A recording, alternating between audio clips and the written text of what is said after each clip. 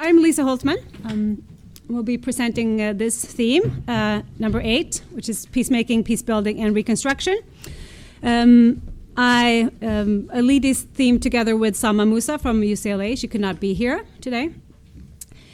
And the presentation of the theme will be much less sort of developed compared to sort of some of the other presentations we've seen these days. It's partly because we are still, we are discussing together like how to define the scope of the sort of this theme, what we like, what's the relevant literature we want to capture, like what are the interesting gaps. So we're sort of in the middle of that. We didn't get far enough to sort of present. So you won't be getting the literature review today, but this is more a chance to present some initial ideas of how we sort of define this this theme. Also, it's I thought it was a good opportunity to come here and sort of get a sense of ReCIPE as a whole, the program, what other themes are working on, what are the interests from FCDO, et cetera, to define it in a relevant way.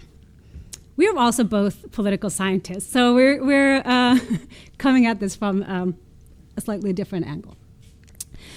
So peacemaking, peace building, and reconstruction, to me that's a huge topic, like in and of itself. And so we are like trying to figure out what does this actually mean? And it really could encompass a lot of different things. But one thing that we think, so one way of defining it is like it's all about sort of policies towards peace, right? And it's maybe different from the first theme, which is about public policy and how it relates to peace. But these are efforts to promote peace or to manage sort of conflict in some way. So whatever findings we get from this research is sort of actionable to policymakers. So what we learned is like, how can we design better policies, like through interventions into conflict situations to promote peace and conflict resolution. And so this could, cover a lot of different types of intervention. So this is kind of where we're trying to set the boundaries by different types of actors. And we could also think of the outcomes in various ways, right? But it is about achieving, some kind of outcome related to peace or peaceful coexistence. So what we started doing is to think about how can societies get out of the conflict trap or the conflict trap of perpetuating violence and improve intergroup relations in a sustainable way. So that's sort of the question that we are now sort of that we use to guide our discussions around this. And I should say we do very different type of research, Salma and I, and so it's been really interesting to learn from each other's research agendas. But one way of maybe kind of simplifying, definitely the literature a lot, but one way of describing this is to say that peacemaking tools are those that are intended to sort of manage conflict between organized actors and reduce violence in the short term. So like going in and sort of make peace as a short-term goal. And those are often sort of international efforts, macro level, sort of targeting elites, sort of conflict as a whole. But once that's achieved, we need additional peace-building efforts to build like peaceful intergroup relations. And so these efforts are more like sort of localized, sort of, micro levels of interventions or processes or grassroots processes that are required to meet that more long-term goal. So this is one way we're trying to sort of map the field of peacemaking and peace building at this point. And so you don't get the literature review, but just a few, if I should summarize it in like 2 sentences, is this. Like if we look at a lot of the work out there, there's some, positive findings that we can sort of take as a starting point. So many studies using different methods, different data, et cetera, identify positive effects of peacekeeping, for example, as one of those main tools that we have for promoting peace in civil wars. And if we look at it like it's, we see positive impacts on sort of violence reduction, sort of prolonging peace, sort of after ceasefires, promoting sort of economic development, etc. So there are a lot of positive sort of outcomes that are correlated with or linked to peacekeeping. And we also, if we take mediation as another sort of main tool that we have for peacemaking, it's also, there's a lot of work that's demonstrated that mediation can be a useful tool for sort of enabling peace agreements and sort of promote stable conflict resolution. Of course, I also want to say, like, it's much more nuanced than this. So the interesting work is not, does peacekeeping work or does mediation work, right? Because those are, they can be designed in various ways, and whether like a peacekeeping operation can look very different depending on the mandate and sort of how it's designed. Mediation can also be sort of carried out by different actors with different, that come with different sort of, kind of leverage into the situation. So the literature is much more nuanced in terms of like unpacking that and looking at, but how, under what conditions, how are they designed? And then we have this work that Salma has been involved in much more, that I'm not sort of doing justice to here, but focusing more on these micro interventions, sort of fostering tolerance through contact interventions. And there's quite a lot of work showing, even though it's also sort of conditional and it varies in various contexts, but there are some positive takeaways from that literature. There was also some, a lot of work identifying more sort of negative and effects and risks and unintended consequences. So if we just take peacekeeping as a starting point, because that's what I've done most of the work, it can trigger criminal violence, sexual abuse. There are a lot of these sort of unintended consequences, and there are also instances when it's not effective enough for achieving its set up goals. There's also work suggesting that mediation can be, even if it's good for like getting parties to sort of come to sort of a peace agreement, like short-term wise, it can incentivize violence for sort of actors to signally solve and sort of improve that bargaining space when it's being opened. So there's like, if we just look at this the literature altogether, there's a lot more to learn about how interventions work and what limitations are. So this is where we're trying to now sort of identify the gaps. And I'm going to show you three tentative gaps, at least, that we have been sort of talking about. So to give you, they're definitely not, it's not an exhaustive list, just to give you some idea of what we want to work with. So one question that I think requires much more work is what I call sort of multiple treatments, because interventions in the academic world, we tend to be specialized in one type of instrument. So we study sort of mediation, or we study peacekeeping, and also if you look at the policy world, like you have like Department of Peace Operations at the UN, they work with like designing peace operations, like how can we improve this instrument in the field. But if you look at like these conflict situations where they're imposed or sort of, deployed, there are multiple interventions from various actors. Like it's all in parallel or in sequence,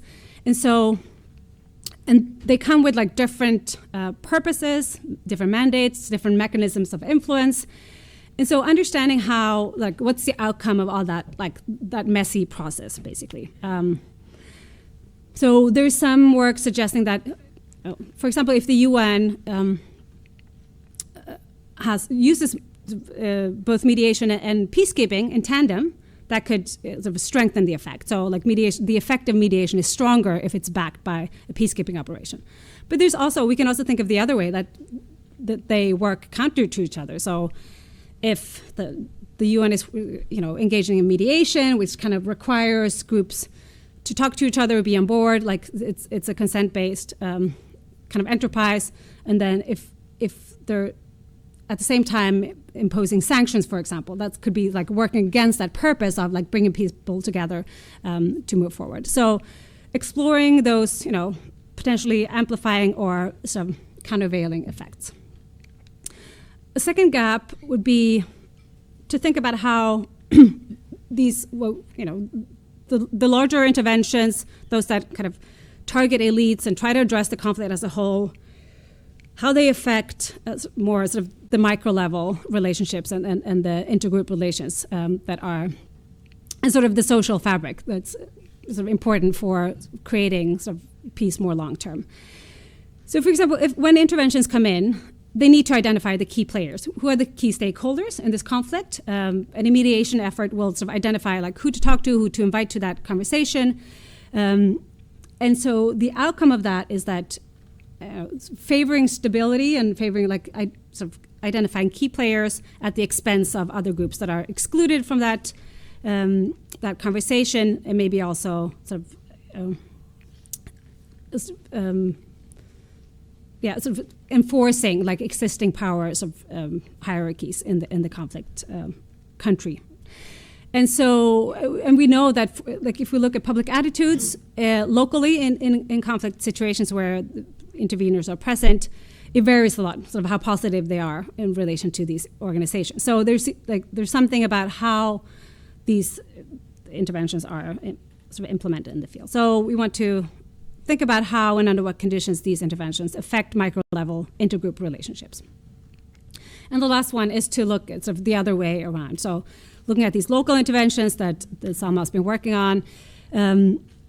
So we know that they can sort of improve trust and intergroup attitudes, but and that those outcomes are important for conflict prevention and long-term peace building. So we have pretty strong sort of theoretical ideas about that, but do they really sort of aggregate up to the level of sort of promoting peace and sort of leading to a lower risk of conflict violence in the aggregate? So those are questions to explore further and where we think a lot of good research could be done. That's all I wanted to say about the theme. So if anyone has sort of questions, feedback, as you see, we're early in this. It will be clear once we write the pathfinding paper. But I'm very, very happy to take feedback and some ideas for like where we should be looking into this field. Yeah. Okay. I wonder whether you're going to look at, maybe you mentioned it, I was just sleepy, whether you mentioned, sorry, yeah. Good, I didn't say anything substantial yet. So, are you going to look at, what's it called, transitional justice initiatives? Is that part of peace building, or is that? I mean, it could be, and this is where I wanted to get a sense of like what falls into the other themes and whatnot, and maybe that should be part of this sort of a broader take on peace building is probably what we need for the theme as a whole. So yes, I'll take that on board.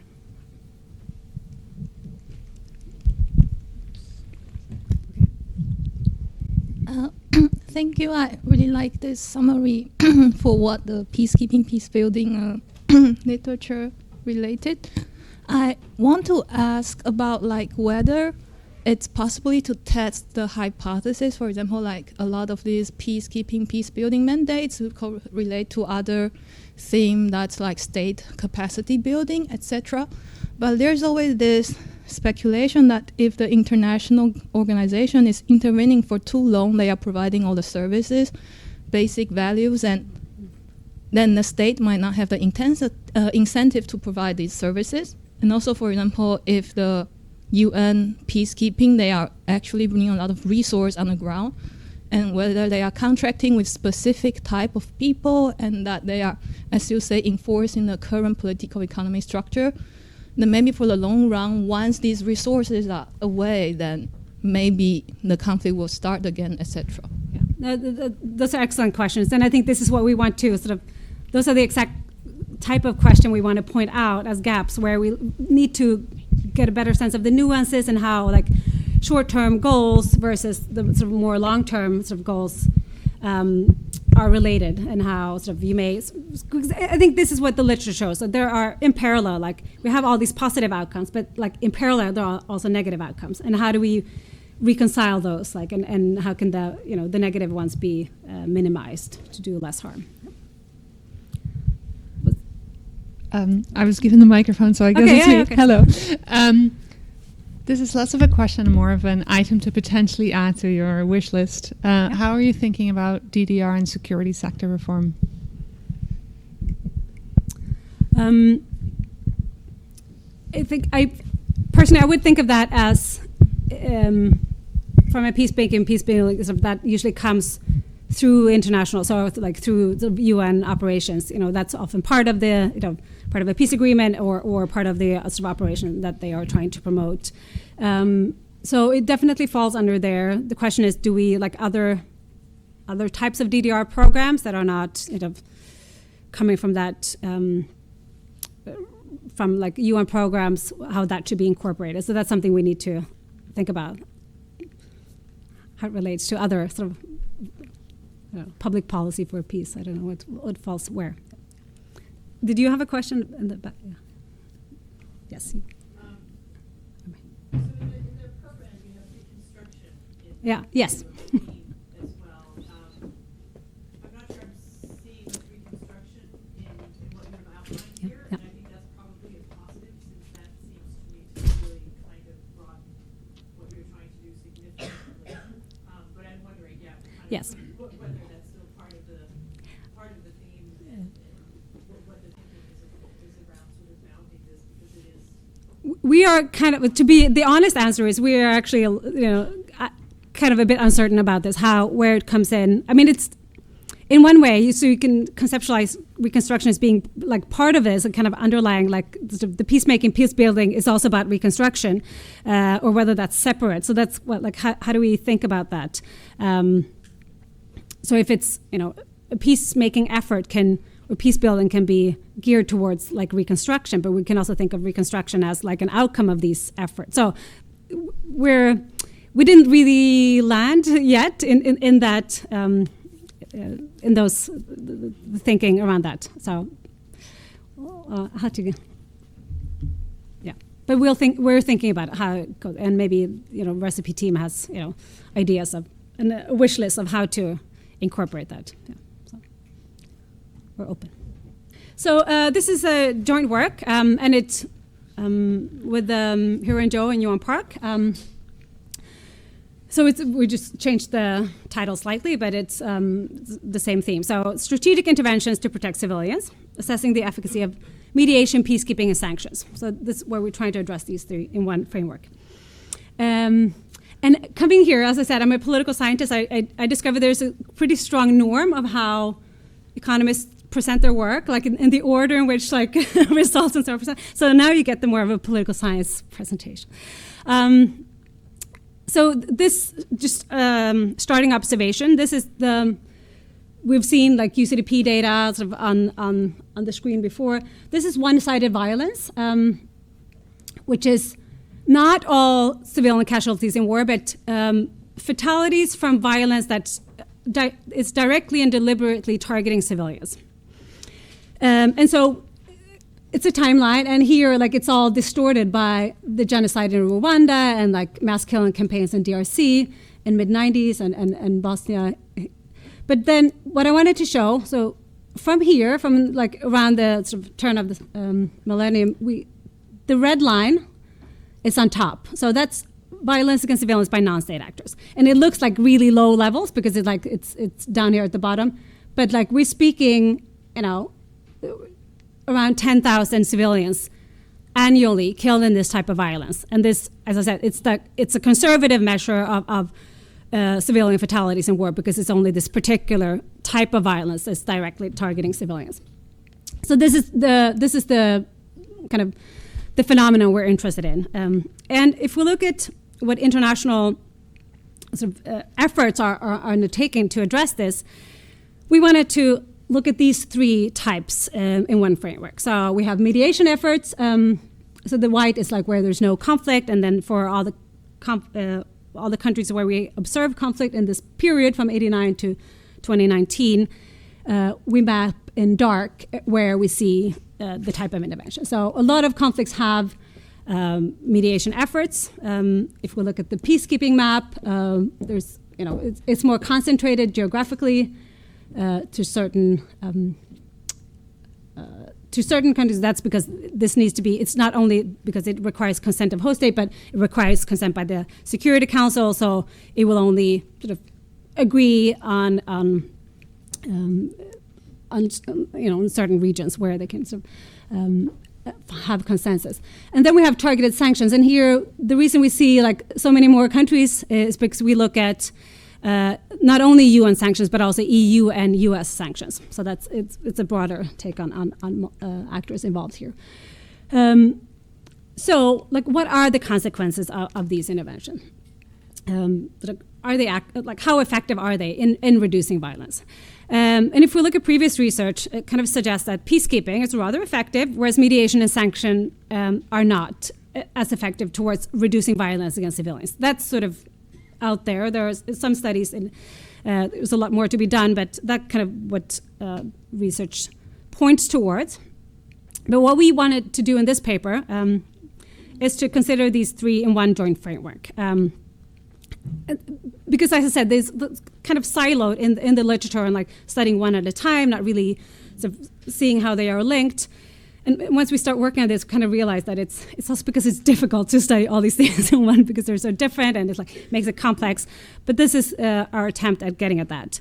And one reason it's important is because there's strategic selection of these interventions. So like whether we see peacekeeping or sanction is not random, right? So if we want to estimate the impact of each of those, like understanding how, like which one is chosen under what conditions is important. And so we theorize and empirically assess the strength of the rebels as a factor that conditions the efficacy of these intervention measures. So understanding like that they may work differently depending on the context and the situation that they are trying to manage.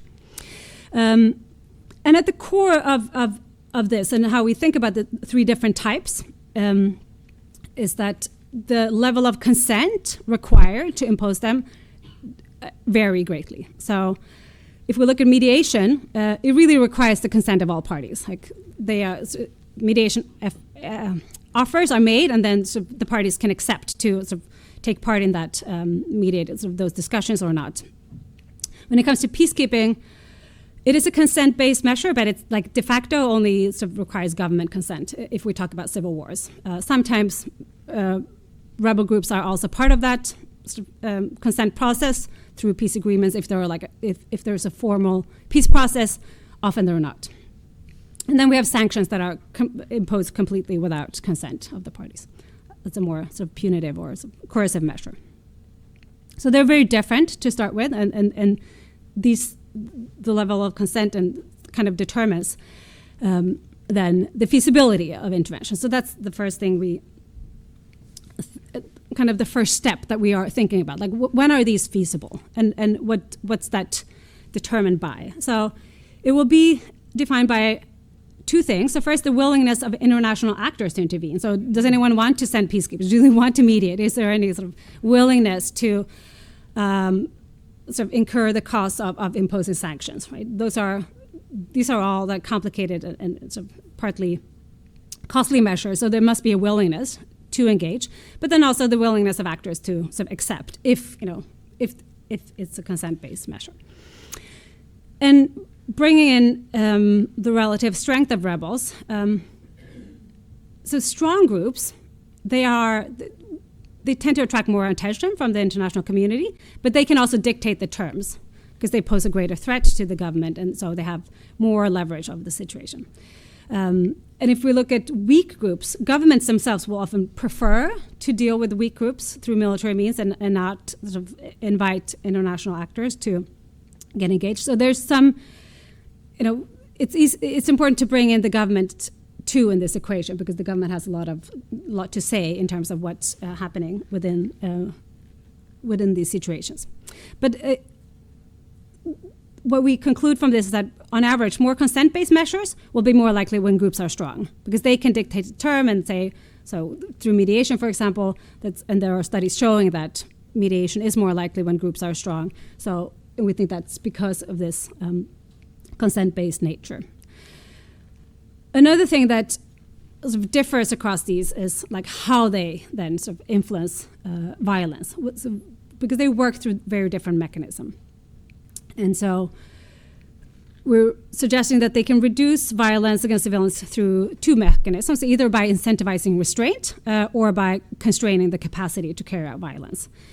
And if we look at mediation, it primarily works through incentivizing restraint, right? It doesn't have any capacity. There's no constraining capacity unless that's part of a package that's the outcome of the, sort of those negotiations. So, but mediation itself is just a way of sort of engaging actors and provide them with incentives to restrain the use of violence and engaging more sort of peaceful conversation to move away from violence and move into sort of a political resolution of the conflict. Peacekeeping sort of uses both, right? Because it has a lot of the same component of incentivizing restraint by sort of being there, sort of offering sort of other benefits, but it also has a coercive capacity through sort of the deployment of militaries. So it can constrain also the capacity of actors on the ground. Whereas sanction, it really only works through constraining capacity, we think. That's, there's also, especially against non-state actors. So if we look at sanctions against states, there's more of the sort of incentivizing restraint mechanism going on, because if there's a serious bargaining sort of connected to that, to the imposition of sanctions. But for rebel groups, it's just, imposing travel bans, it's sort of imposing various sort of asset freezes, etc., which is just constraining the capacity. And I'm short on time. So these, we proposed 3 hypotheses that we want to test in this. That the mediation will be more likely to reduce violence by weak groups compared to strong groups. And this is because of short of time. I don't have really time to develop all these. So it will be, because I want to get to the empirics. But it's because strong groups have greater leverage. So weak groups will be less likely to be included, but when they are included, they have a greater incentive to sort of show restraint so that they get taken seriously and are included in that process. So it will be sort of through this selection mechanism, we think that it works better with those weak groups that have more to prove than strong groups. Peacekeeping, on the other hand, is where strong groups, because it only requires consent by the government, but strong groups have more leverage over that process. And so they can demand more. So when peacekeepers are sort of deployed, they can dictate more of the terms sort of that of the peacekeeping operation and how it develops. And so we think the restraint mechanism works better for strong groups. Also, it could be easier to sort of engage with these groups like de facto on the ground, like in identifying groups that are, if they are more stationary, larger sort of larger actors.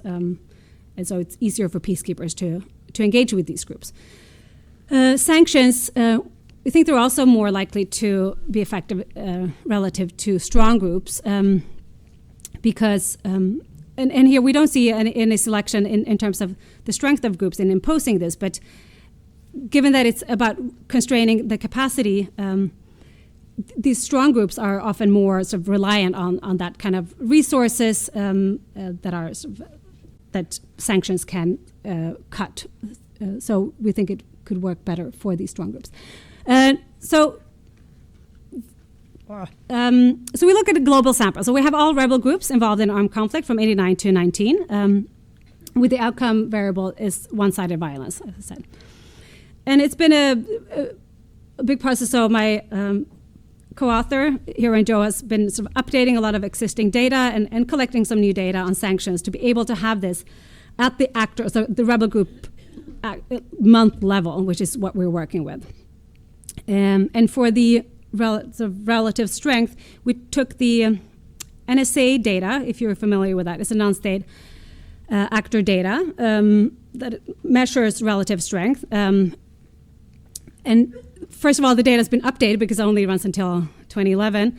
And then we used, because it has 4 different components, so we use those to create a latent measure, which we think works better. So this is just what that looks like. So this is the measure we're working with. And just a quick look on the descriptive. So we have, for weak groups, we see that sanctions are sort of more common than the other 2. And for strong groups, mediation and peacekeeping is more common. And that's sort of in line with what we thought in terms of the strong groups have more leverage over sort of the more consent-based. But then we can compare, mediation. It's actually more likely for strong groups. Peacekeeping also more likely for strong.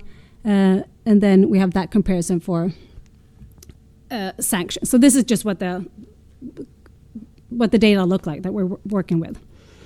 I'm going to skip that. And we use so we have an actor level data structure, which is important because these are measures imposed, trying to change the behavior of specific actors. And we use a definitive model estimation, and it's important to match these data. And I talked about this, the problem of selection into specific situations. So we use panel match to pre-process, which is two-step by first identifying sort of control groups. For each of the treatments, we look at the control groups that did not receive that intervention at time t, and with a similar sort of treatment history. And then once we have that, we match to ensure balance on a number of covariates. And this is the only time you will see those because I don't have any tables. So we look at both country characteristics that are important, group characteristics, and sort of the history of both other intervention types and history of violence. So with that, we can show you these effects. And this is one of the advantages of this study, I think, over others. So it's not only that we look at sort of the importance of rebel strength and think about how feasible these are, but also that we explore these effects over time. Because if you think of sort of mediation, peacekeeping, if you just treat it as like a one-shot event, like is it there or not, what happens in the next month, it's a very limited measure of how it works. So trying to look at like how and map how things develop over time is an advantage. So here we see the grays are the pre-treatment periods, and for weak groups we do have like a negative effect that seems to be fairly stable over time. So when mediation is involving weak groups, we do see sort of lower levels of violence. For strong groups, it bounces around zero, so we don't have that clear effect. And if we look at peacekeeping, it's a little bit more varied.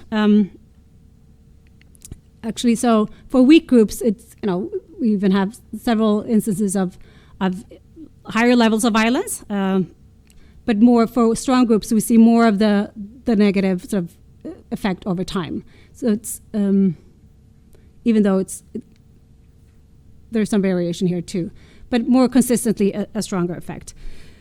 And sanctions.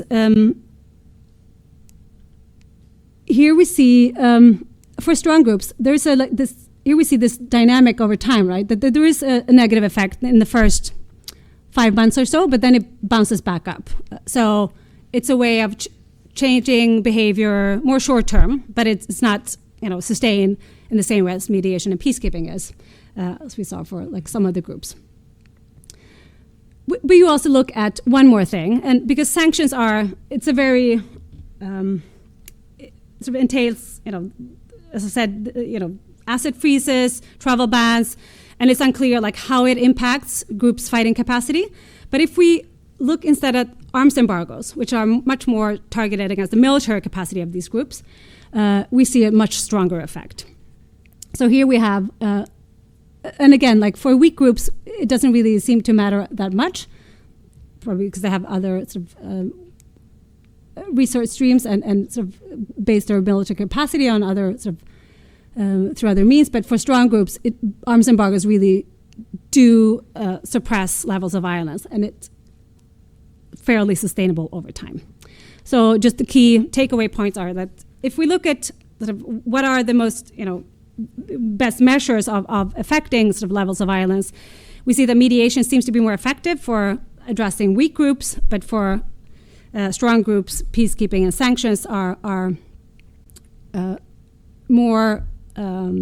much better towards those aims, and especially arms embargoes, where it really suppresses violence and in a sustainable way over time. So.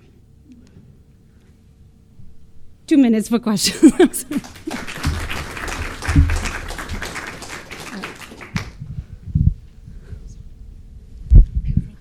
Thank you. So Dominic, Laura, and I happen to work on something similar. So, okay.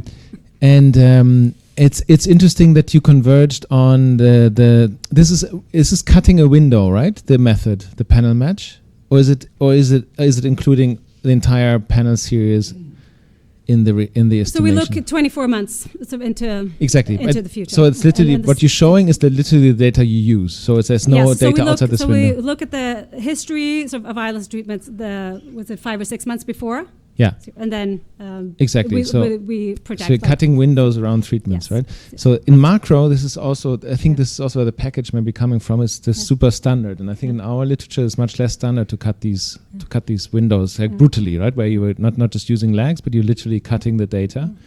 And we find exactly the same. So the moment you are cutting windows, you find these effects, and if you would not cut windows, you would find almost the opposite effects, because then the selection effect is overruling, right? So the treatments are selecting into violent situations, and therefore then on two-way fixed effect regressions, you would find positive coefficients. Right? And I find that really, first of all, I find this methodology quite fascinating. But what I didn't understand in your case was the theory, which is you were saying something like some of these things are like more one-sided. So the sanctions, for example, can be imposed one-sidedly, and the others are more need an agreement. But I would have expected exactly the opposite than what you see in the data from saying that. Right? If it's one-sided, then I can impose this on a strong or weak one. It doesn't matter. Then relatively, it should hit more the strong ones, whereas on the other one that is more we need an agreement, I would say then. Right, it then I don't know exactly where it should relatively hit, but you have it seems more like strong groups need to be taken into account and can't be sanctioned that easily because they are strong, right? It's more like the bully in the room that is strong. They can be sanctioned, right? So that's the thing. Like for mediation and peacekeeping, like it gears towards strong groups because of attention, but also because strong groups have more of a say. But for sanctions, we don't see that separation. It's like no, but in the data, yes. But that's what I'm saying. Like in the data you were showing, that it was exactly the opposite, right? On the effects or on the bar graph. So on the selection graph, in the bar graph of who's receiving what, these ones. Here, yeah. But the strong groups receive less sanctions, relatively speaking, and much more of the others. Yeah. So there's a bit, but the difference is not huge. See, so the difference is much bigger for the other two. So I think I see your question, and we have been thinking about this, how sanctions are used in these, and maybe now we're lumping together different actors, sanctioning actors. Could be one thing, but also their propensity for using violence is a much stronger predictor of sort of sanctions than whether they are strong or not. So it's because, but you could think of it from an intervener perspective. So if we have a weak group, what do we do? It's a weak terrorist organization. Let's just sanction them. But if they're strong, we're going to be more, geared towards the consent-based measures. But for some of them, we're just not going to, there are other factors that are more that prevent us from engaging. So there's still a high level of sanction, because it also includes these kind of lower cost type of sanctions like asset freezes. So I should have arms embargoes here too. So then I think maybe the graph would look a bit different. Out